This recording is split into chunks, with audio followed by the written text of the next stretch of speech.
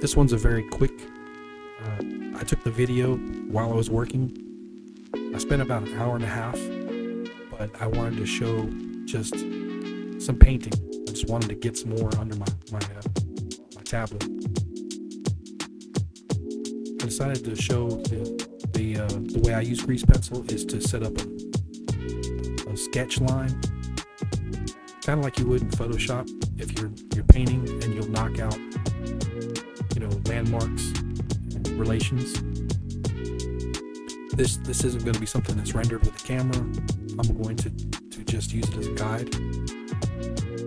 But I kind of like the way when I'm trying not to sit with exactly what's in the reference, I like to get loose with the lines, loose with the curls, and feel something with the artwork.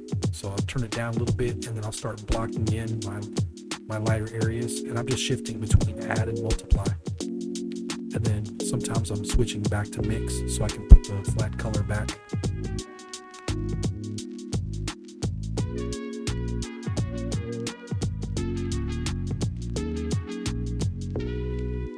In a way, the way they do this with the solid color and going back and forth with multiply and add is very much like sculpting it out. And it reminds me of when I use black gesso on my canvases. That's really, really fun. If you haven't ever tried it in real life, meet space, it's really worth it to get a black canvas or get some black gesso and make a canvas black, and then think of in terms of bringing whites into the equation and highlighting things.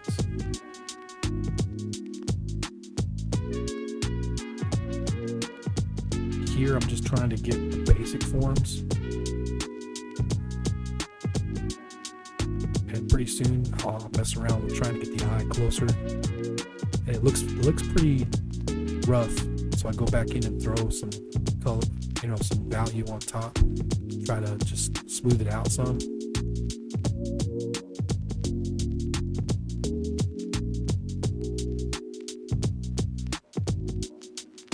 One thing I did learn from drawing in pen and ink and pencil, even with the acrylic paints, if you get the eye as close as possible, you can be forgiven for a lot. But if you don't get the eye right, it's always wrong.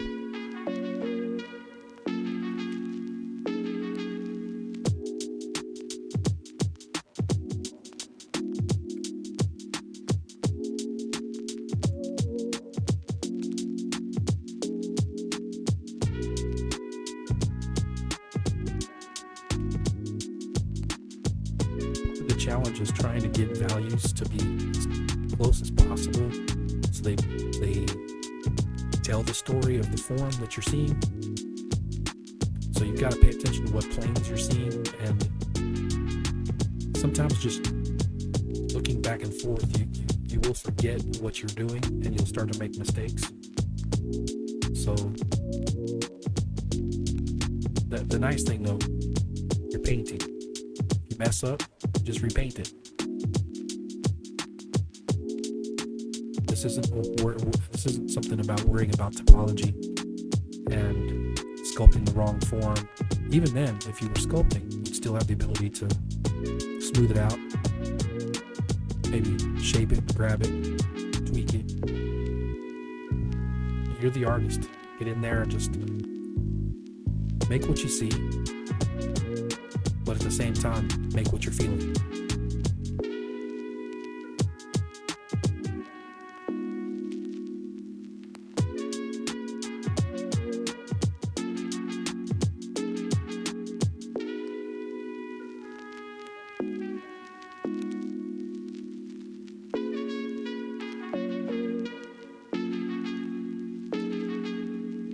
Still looking at the reference quite a bit for details, then I'm realizing there's not much there, so I start kind of adding things.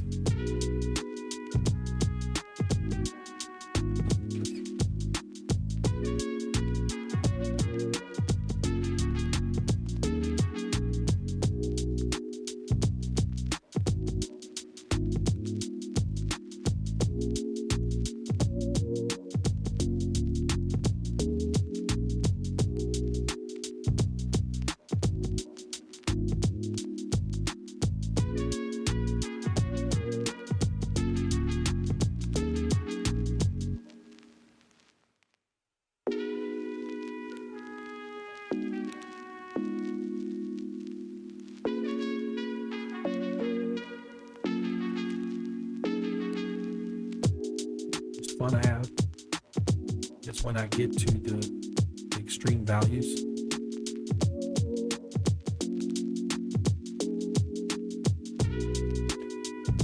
Cutting them out side by side.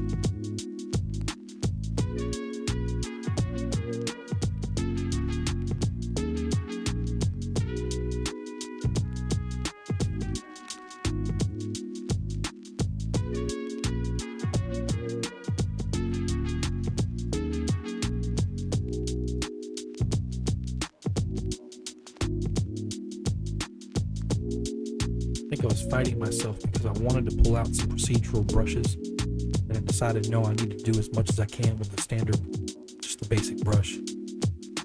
There's nothing fancy about the brush. It's the default. It's just grabbing the color underneath the brush. That's all I'm doing. So I'm switching back and forth from add to multiply.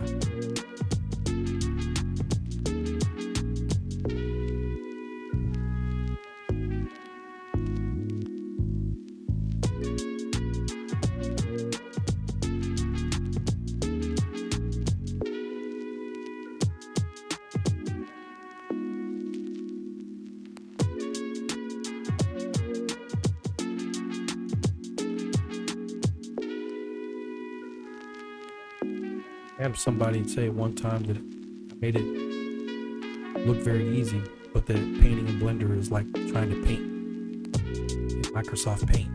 And I'd argue that no, Blender at least has 3D objects. Like the canvas that I'm using right there is a 3D plane. Blender has a material system. You got all kinds of stuff, sculpting, whatever. Here's just pure paint.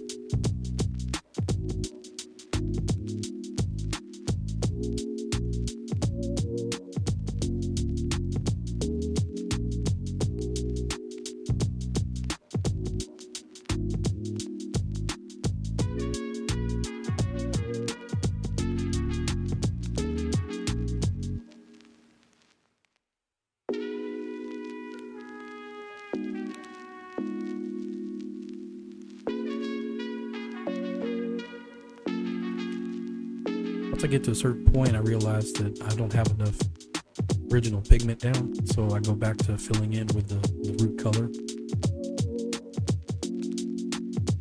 And then I come back to do the darks and lights.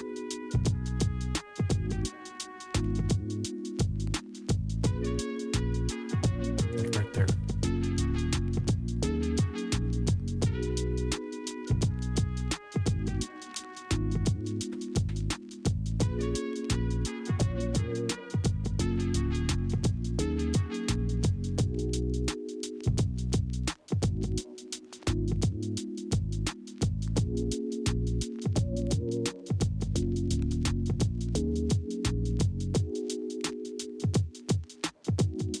I think because I'm going bald, I kind of miss hair. And one time I had hair all the way down my back. Now I just have hair on my back. That's neither here nor there. But I do tend to like painting the forms of the hair. And it's always just like sculpting, big brush to small brush. You're not going to get every single detail, but you can make it feel like you can do it. Always remember your line, form, contrast, color.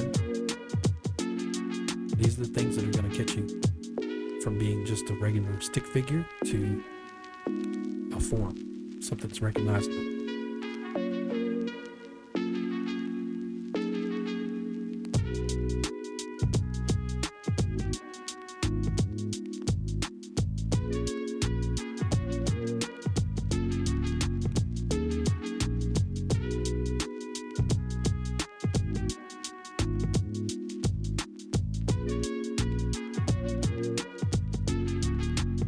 Stray hairs are the ones that stand out the most, but they make everything more believable.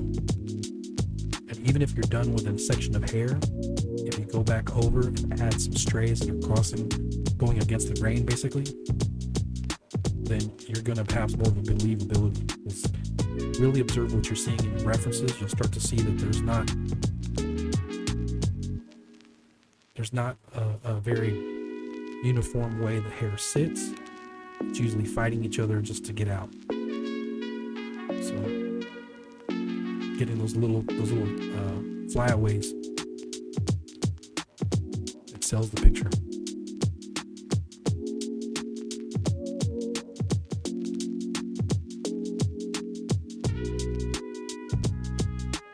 At some point I figure I must have missed some stuff, so I go back, start adding more,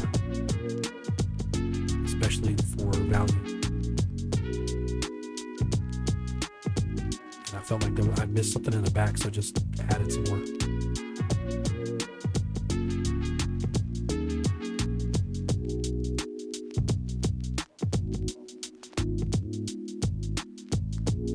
I did try a little bit of a procedural, trying to add something to the skin, because I didn't want to have just a soft, smooth surface like those painted fakes.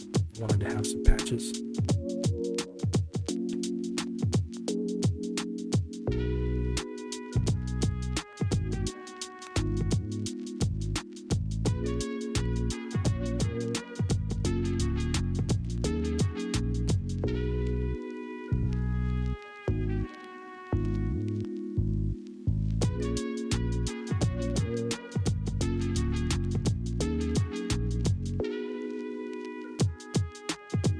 At this point, I decided to go for the gusto. I wanted to add some color.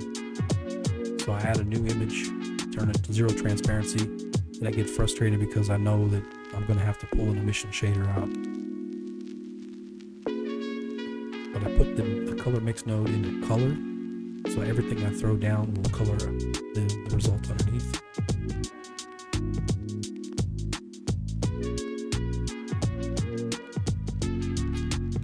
Skin tones are really awkward because I have to do so many different colors to try to find something that blends.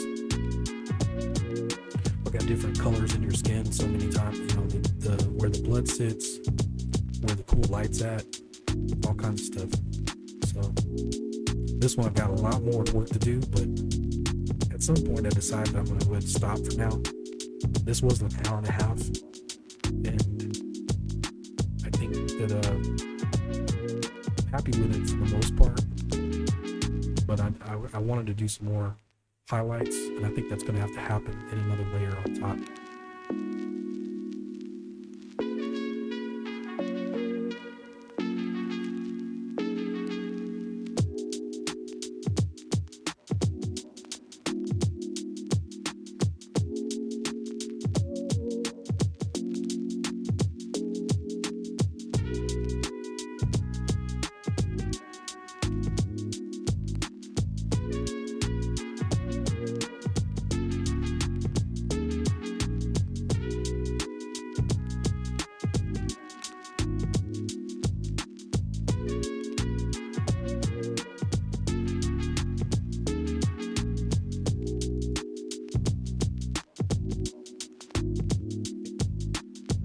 Save it.